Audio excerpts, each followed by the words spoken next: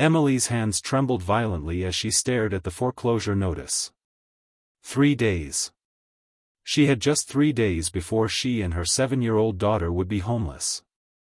The hospital bills from Lily's leukemia treatments had drained every penny of her savings, maxed out her credit cards, and now, despite working 2 jobs, she couldn't make the mortgage payment that would save the only home her daughter had ever known.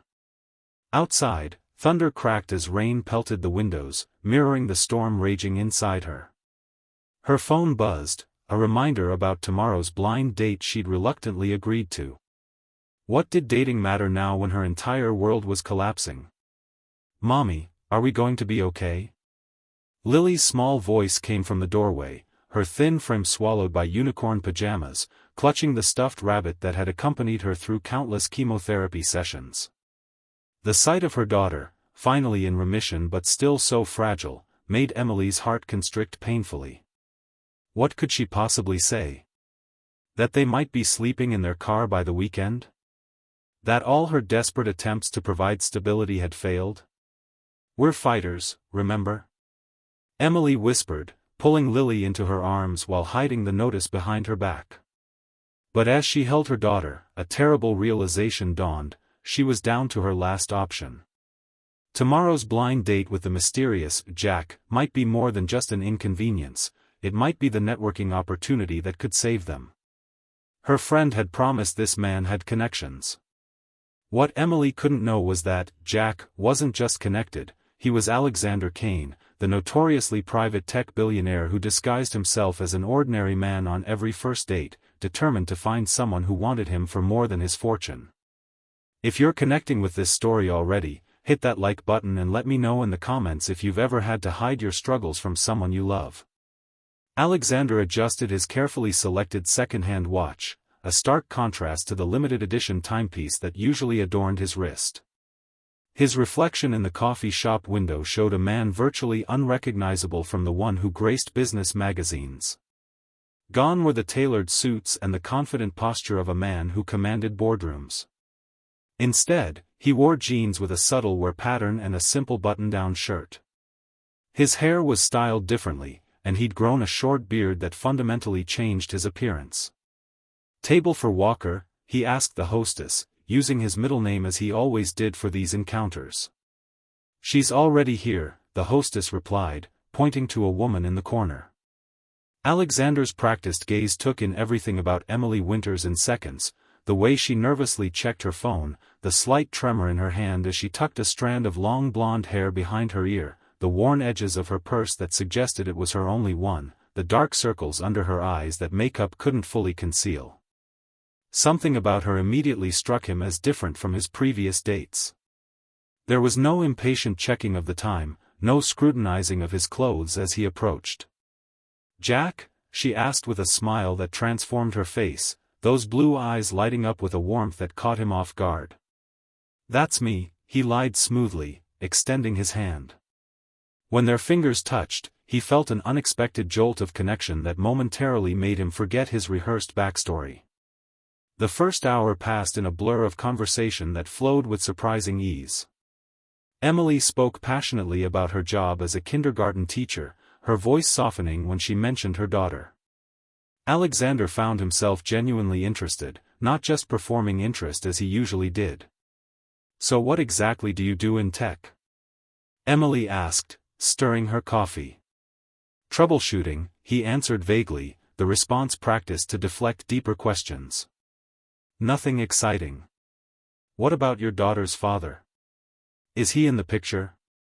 The shadow that crossed Emily's face made him instantly regret the question. "He left when Lily was diagnosed," she said quietly. "Said he couldn't handle it. 3 years of marriage, and he was gone within a week of finding out our 2-year-old had cancer." Alexander felt a surge of anger toward this unknown man. "I'm sorry. That's inexcusable." Emily shrugged, but the pain in her eyes was unmistakable. "Lily's in remission now. That's all that matters." Their conversation deepened, touching on dreams and disappointments, and Alexander found himself sharing genuine parts of himself he usually kept hidden. As they walked out of the cafe, rain began to fall. I'd better run, Emily said, glancing anxiously at the darkening sky. I don't have an umbrella, and the bus stop is 3 blocks away. Bus?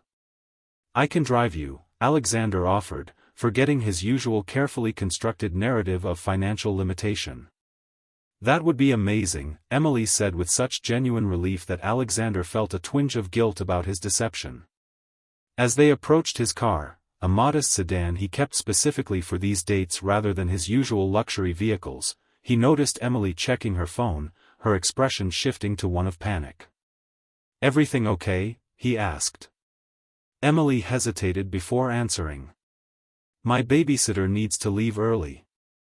I need to get home now. Alexander drove quickly, following Emily's directions to a small house in a modest neighborhood. As they pulled up, the front door opened and a teenage girl rushed out, waving apologetically. Thanks for understanding, Ms. Winters. My mom needs the car for her night shift. No problem, Zoe, Emily called back, then turned to Alexander. I'm so sorry about this. I had a really nice time. I did too, Alexander said, surprised by how much he meant it. Maybe we could do it again.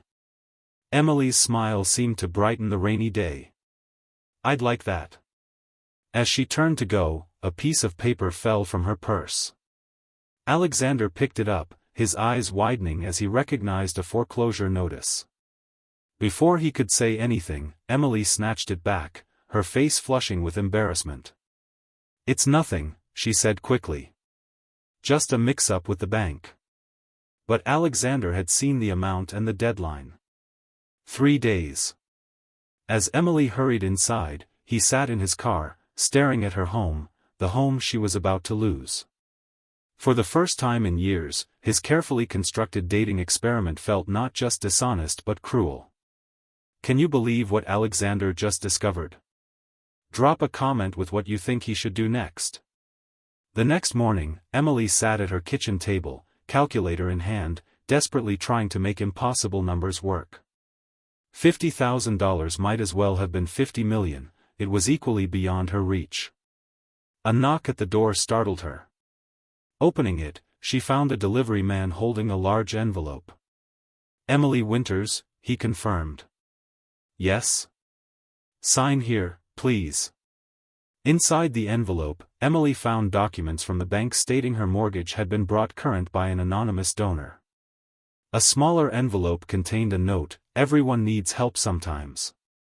No strings attached. Emily collapsed into a chair, overwhelmed by this miracle. Who could have done this? Only one person had seen the foreclosure notice, Jack. But he'd said he worked in tech troubleshooting. How could he possibly afford this?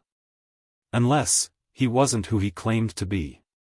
Across town, Alexander paced his penthouse, questioning his impulsive decision.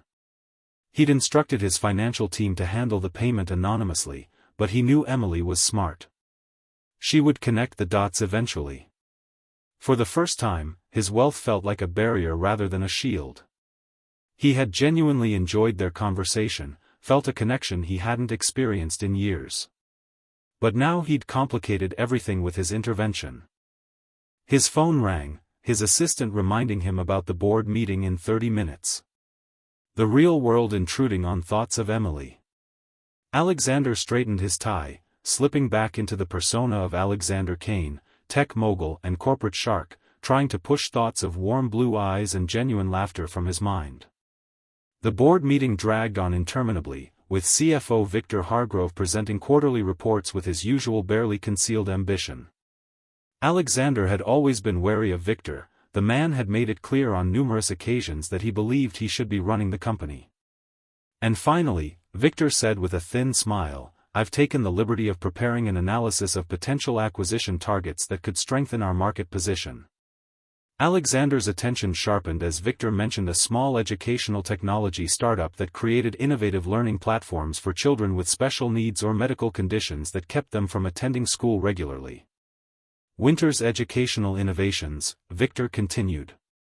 Currently operating on a shoestring budget but with remarkable results. Their founder developed the platform for her daughter during cancer treatments. Alexander froze. Winters. It couldn't be a coincidence. After the meeting, a quick search confirmed his suspicions. Emily Winters had founded a small educational platform during her daughter's illness, a platform that allowed Lily to continue learning during treatments and had since expanded to help hundreds of children in similar situations. The company operated as a non-profit, with Emily taking no salary, instead working her teaching job to support herself and her daughter while pouring every donation and grant into expanding the platform's reach. This wasn't just a single mother struggling to make ends meet. This was a visionary who had created something extraordinary out of her own tragedy. And Victor wanted to acquire it, strip it for its technology, and incorporate it into the company's commercial offerings. Alexander's phone buzzed with a text from Emily. "I don't know how you did it, but thank you. Can we meet tomorrow? I need to understand why." He stared at the message, realizing he'd reached a crossroads. Continue the charade or reveal his true identity and risk losing the first real connection he'd felt in years? And how could he protect Emily's company from Victor's predatory intentions without revealing how much he knew? What would you do if you were Alexander? Like this video if you think he should come clean, and subscribe to find out what happens next. The small park near Emily's house was deserted except for children playing on the swings. Alexander spotted Emily immediately, sitting on a bench, watching a little girl with a knit cap covering what looked like hair just beginning to grow back. "That's Lily?" he asked, sitting beside Emily. Emily nodded. She wanted to come. I think she sensed something important was happening. She turned to face him. "Who are you really?" "The truth this time." Alexander took a deep breath. "My name is Alexander Kane. Not Jack Walker." He watched as recognition dawned in Emily's eyes, followed quickly by confusion and then hurt. "The Alexander Kane? The tech billionaire?"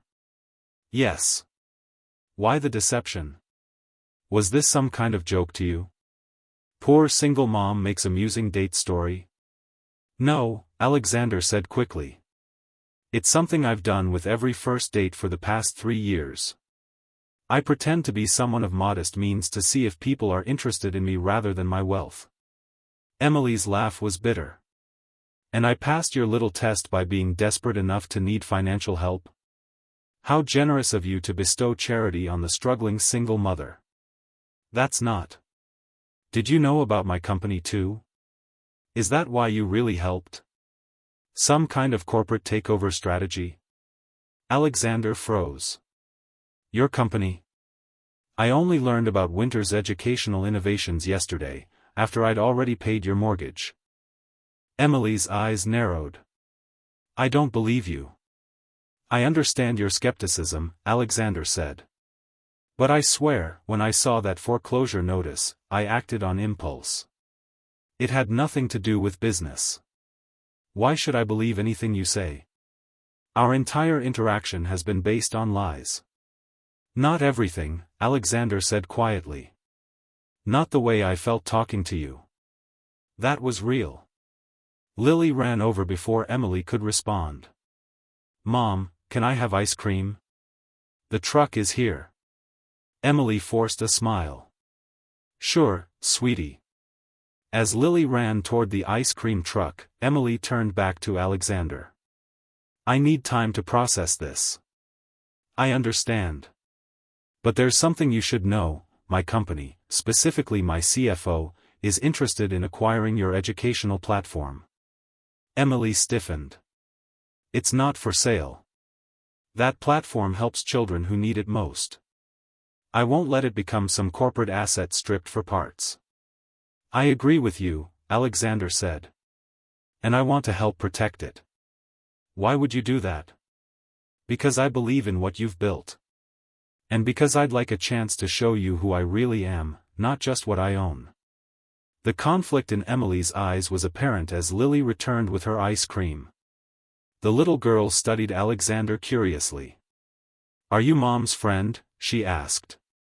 Alexander hesitated, looking at Emily for guidance.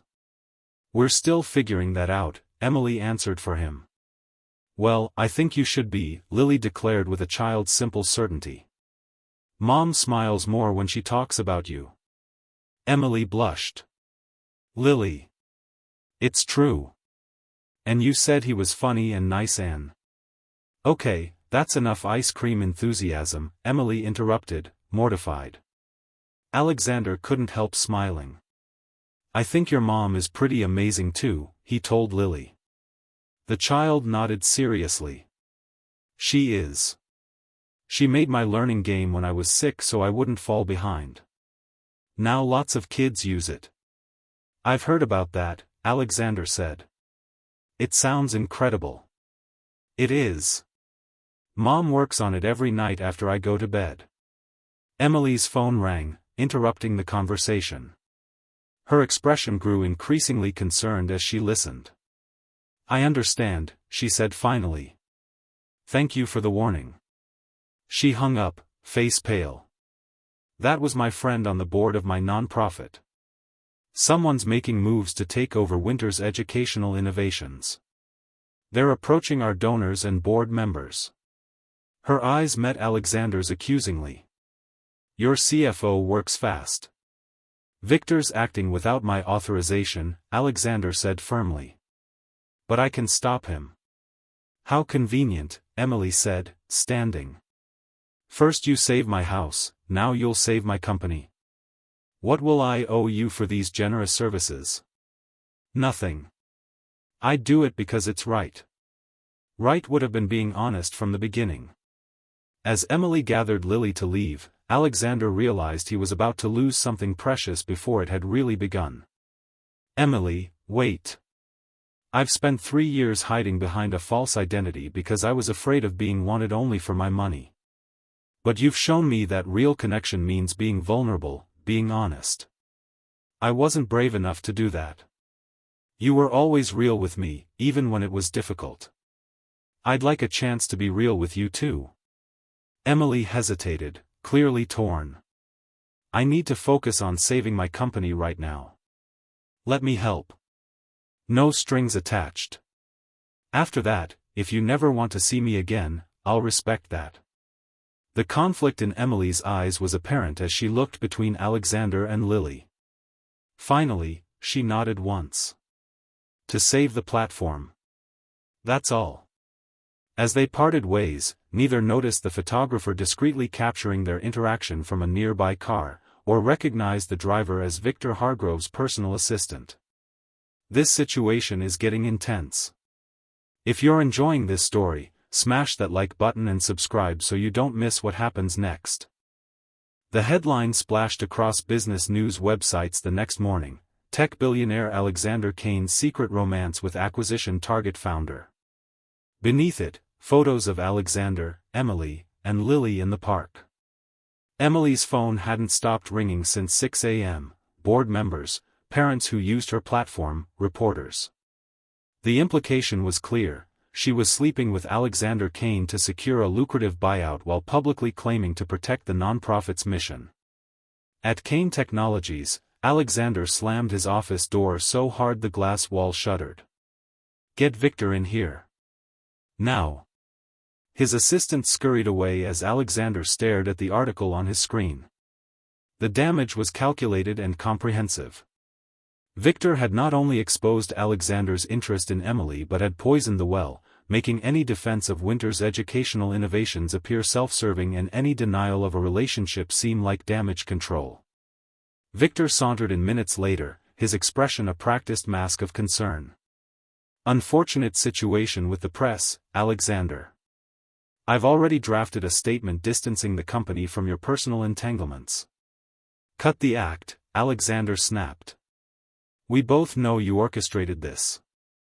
Victor's smile didn't reach his eyes. Prove it. Meanwhile, the board is concerned about your judgment. Pursuing a relationship with the founder of a company we're acquiring? It raises serious ethical questions. We were not pursuing that acquisition. You were, without authorization. The board disagrees. They've approved exploratory measures given the platform's alignment with our educational division's goals. Victor casually examined his manicured nails. And now, with your personal involvement compromising negotiations, they're discussing whether you should recuse yourself from this matter entirely. Alexander's phone buzzed with a text from Emily. My board called an emergency meeting. They're questioning my leadership. What did you do? The accusation in those words felt like a physical blow. She believed he had betrayed her. This isn't over, Alexander told Victor. Not by a long shot. Oh, I think it is, Victor replied smoothly. By the way, we've scheduled a meeting with Ms. Winters and her board for tomorrow. Given your conflict of interest, you won't be attending. After Victor left, Alexander sat at his desk, the empire he'd built over 15 years suddenly feeling hollow. He'd amassed wealth and power but had structured his entire personal life around distrust. His deception with Emily had begun with his fear of being used, but had ended with him causing her harm. His phone rang, his sister, the only person who had stood by him through his meteoric rise and the bitter divorce that had triggered his dating deceptions. Tell me you're not actually dating someone for a corporate acquisition, she said without preamble.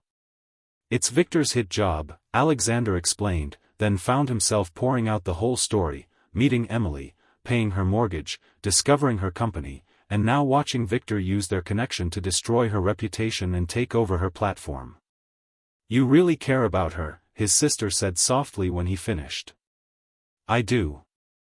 And I've ruined everything. Then fix it. You didn't build Kane Technologies by giving up when things got hard. This isn't business. This is love, his sister suggested. The word hung in the air, simultaneously terrifying and illuminating. Was that what this unfamiliar ache in his chest meant? I need to see her, Alexander said suddenly. Not through texts or calls that can be misconstrued. Face to face. Go, his sister urged. And Alex? Be the man I know you are, not the billionaire everyone thinks you are. Across town, Emily faced her own inquisition. The nonprofit's board members exchanged uncomfortable glances as she vehemently denied any improper relationship. The platform's mission is my priority, Emily insisted. I would never compromise that. But you were seen with Alexander Kane, said Martin, the board chairman. After repeatedly rejecting acquisition offers. I met him through a blind date, not knowing who he was. When I learned his identity, I made it clear I wasn't interested in selling. And yet he paid your mortgage, another board member noted. That doesn't look good, Emily. Emily felt her face burn with humiliation. That was personal, not business-related. Personal is the problem, Martin said gently. Your passion built this platform, but perhaps it's time to consider that a corporate partner with resources could expand our reach. At what cost? Emily challenged. Kane Technologies would commercialize what we've built. Children who can't afford it would lose access. We've been invited to hear their proposal tomorrow, Martin said. I think we owe it to the children we serve to at least listen. As the meeting adjourned, Emily found herself alone in the small office, staring at the wall of thank you letters from children and parents who had benefited from her platform. This was her legacy to Lily, proof that something beautiful could emerge from their darkest days. How could she protect it? Her phone buzzed with a text from Alexander, I need to see you. This isn't what it seems. Please. She hesitated, thumb hovering over the screen. Trust had never come easily to Emily, not since Lily's father had walked out. Alexander had already deceived her once. Could she risk believing him again? Before she could decide, the office door opened and Lily's babysitter rushed in with the child. I'm so sorry to interrupt, Ms. Winters, but Lily's running a fever, and given her history. Emily's heart stopped. No. Not a relapse. Not now. How high? She asked, immediately kneeling to feel Lily's forehead. 101.3 and climbing. The school nurse sent her home. Emily gathered Lily into her arms, feeling the unnatural heat radiating from her small body. "We're going to the hospital. Now." As she carried her daughter to the car, her phone continued to buzz with Alexander's calls, each one going unanswered. Is Lily's cancer returning? Will Emily's company be taken over? Can Alexander find a way to make things right? Subscribe now to make sure you don't miss the conclusion to this emotional story. The pediatric oncology waiting room hadn't changed in the years since Lily's treatment. The same cheerful murals, the same antiseptic smell barely masked by air fresheners, the same gut-wrenching fear as Emily waited for test results. She'd texted her absence to the board, unable to think beyond the next moment, the next test, the next breath as the doctors ran blood work to determine if Lily's cancer had returned. "Ms. Winters?" The oncologist, Dr. Chen, appeared in the doorway. "We have Lily's results." Emily stood on shaky legs. "Is it back?" Dr. Chen's face softened. "No. Lily has a severe case of influenza, not a cancer recurrence. Her immune system is still rebuilding after all the treatments, which is why she's having such a strong reaction." Relief made Emily's knees buckle. "She's going to be okay?" "With medication and rest, yes. We'd like to keep her overnight for observation and for fluids, but she should recover completely." As Emily followed the doctor to Lily's room, her phone vibrated. A text from Martin: "Board voted in your absence. We're proceeding with acquisition talks tomorrow. I'm sorry." The message barely registered through her relief about Lily, until a second text arrived from a number she didn't recognize. "Emily, it's Victor Hargrove, CFO of Kane Technologies. Looking forward to our meeting tomorrow. By the way, my team noticed hospital charges on your insurance. Hope everything is all right with Lily. We have excellent healthcare benefits for employees of our subsidiaries." The thinly veiled threat sent ice through Emily's veins. How did he know about Lily's hospitalization? How did he have access to her insurance information? The violation of privacy was staggering, and revealing. This man would stop at nothing to acquire her platform. In Lily's hospital room, Emily watched her daughter sleep, the four dripping steadily. Her phone showed 15 missed calls from Alexander. She finally texted back, "At hospital with Lily.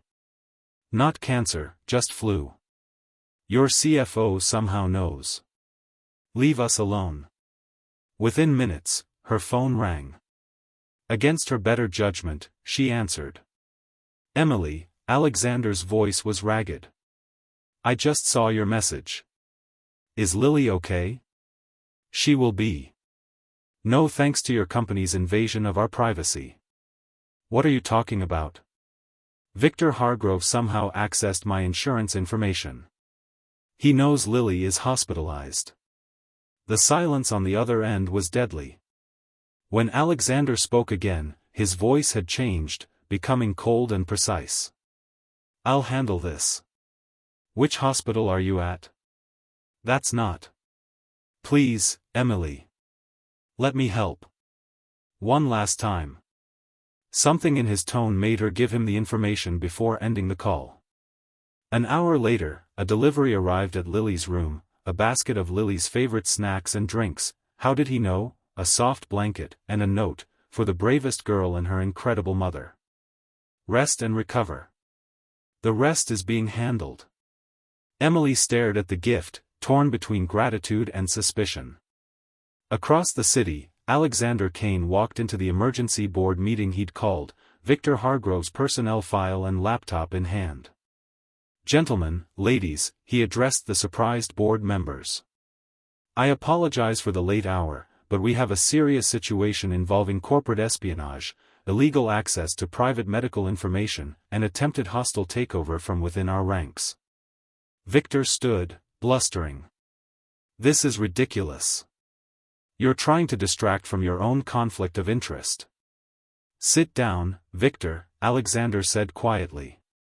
The cybersecurity team has already confirmed you used company resources to access Emily Winter's private insurance information and banking records. That alone is grounds for termination and possible criminal charges.